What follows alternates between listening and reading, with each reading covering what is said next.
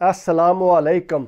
दुआ करनी चाहिए कि हर मियाँ बीवी का रिश्ता जोड़ा है वह कायम रहे। इन्होंने दोवों चों अगर एक भी तलाक लै लैंदा है या फोत हो जाता है, दूसरे वास्ते जिंदगी बड़ी मुश्किल हो जाती है। खासकर अगर तुहाडी औलाद होवे ते वो भी तुसी परदेस च, जेड़ा तुहाडे नाल खलोते है वही तुहाडी औलाद दीयां लत्तां वड्डे ते तुहाडे ते के गुजरेगी। जवान सी कहते 47 साल उहदी उम्र सी ते बड़ियां मेहनतां नाल उन्हें रेस्टोरेंट बनाया सी ते बड़े सोहना चलदा सी।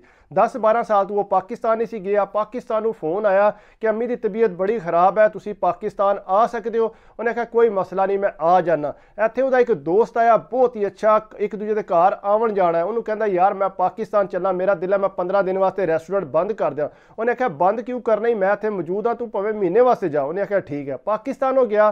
4-5 दिन बाद खबर आई कि कार एक्सीडेंट च वो फोत हो गया। इत्थे उहदी बीवी सी ते 18 साल की उहदी बेटी सी। उन्होंने पता लगा, रोन लग पई। उन्हें आख्या भाई सानू टिकटां करा के दिओ, असां पाकिस्तान जाना है। उन्हें टिकटां करा दित्तियां, पाकिस्तान गए। महीने बाद जिसले वापस आए, भाई तो उहदी बीवी घर गए। उन्हें आख्या जी ए रेस्टोरेंट जो जेडे पैसे बचे ने ए लो बाजी। उन्हें पैसे फड़ के उन्हें आख्या भाई हुण मैं रेस्टोरेंट का की करना, मैनू तो काम का पता ही कोई नहीं, तुसी इंज करो इनू बेच दिओ। उन्हें आख्या बाजी बेचना क्यों जे, इनू तुसी इनू जेड़ा रखो तो मैं इनू पिया ध्यान रखांगा। उन्हें आख्या चलो ठीक है भाई, अगर तुसी ध्यान रखोगे तो पैसे जेडे सानू खर्चा मर्चा दे दिया करो, बाकी तुसी रख लिया करो। उन्हें आख्या ठीक है चलो तक लांगे। थोड़ा जिहा अरसा गुजरिया, उन्हें अपनी जनानी टोरिया जाके बाजी नाल गल करके इहदी कुड़ी दा रिश्ता जेड़ा ना अपने भतीजे नाल करवाइए। उन्हें गल की जाके, उन्हें आख्या मेरी सस भी आती सी मुड़े एक दा ते के करा मैं। उन्हें आख्या मुड़ा तक लै जाके, जे तेनू पसंद आया तो ठीक है तू कर लई। वो जनाब पाकिस्तान लै गए उन्होंने, उन्हें जाके तकाया, उन्होंने मुड़ा पसंद आ गया। उन्हें जनाब निकाह उत्थे ही कराया तो कुड़ी वापस आ गई।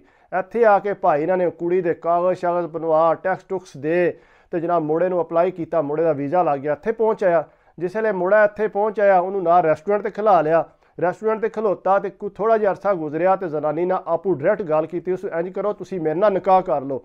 उन्हें आख्या तुहाडी पहला शादी हुई है तो बाजी के सोचेगी। उन्हें आख्या उन्होंने तुसी छड्डो, तुसी नाले तो सेफ रहोगे, किसी होर पासे जाओगे, बेहतर है कि तुसी मेरे नाल ही निकाह कर लो।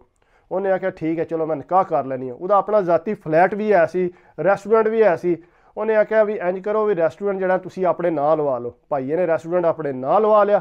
थोड़ा जिहा अरसा गुजरिया, कहंदा तुसी इंज करो कि तुसी शो करो कि तुहाडा हामद फोत हो गया, तुहानू गौरमेंट बड़े पैसे देगी।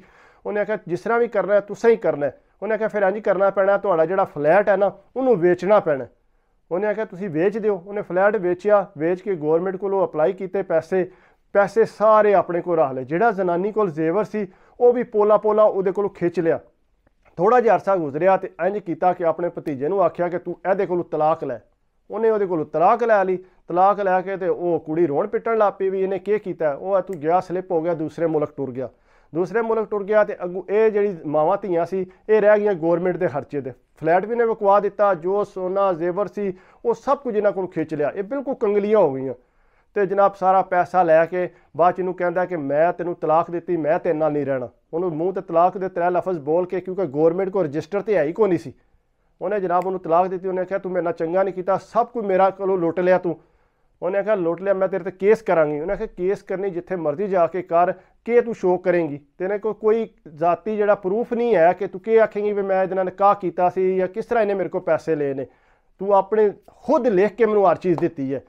वो जनाब इंज होया कि मावां धियां दोए कलियां रह गई तो तलाक हो गई कुड़ी नूं भी, ते अपना भी जड़ा जांदा रहा, फिर दोबारा भी तलाक हो गई। इस वास्ते कई जिहड़े तुहाडे नाल खलोते ने वो ही तुहाड़ियां लत्तां वड्डण ते हुंदे ने। ये तुसी सोच भी नहीं सकते कि तुहाडे ते के गुजरेगी। कोशिश करो कि इन्नी जल्दी किसी ते इतमाद ना करो। जे अगर कोई गुजर गया तो तुसी करो अपने पैरां ते खलोण दी कोशिश करो। आस पास वाले लोगों ते इन्नी जल्दी इतमाद नहीं करना चाहिए, वो किसी टाइम ही तुहानू धोखा दे सकते हैं। अगर मेरी वीडियो अच्छी लगी हो तो प्लीज़ लाइक करया करो, कमेंट्स कर दो तो दिल खुश होंदा, सब्सक्राइब कर दो तो और दिल खुश होंदा। बाकी दुआवां च याद रखा करो, अपनी सेहत का ख्याल रखियो। अल्लाह हाफिज़।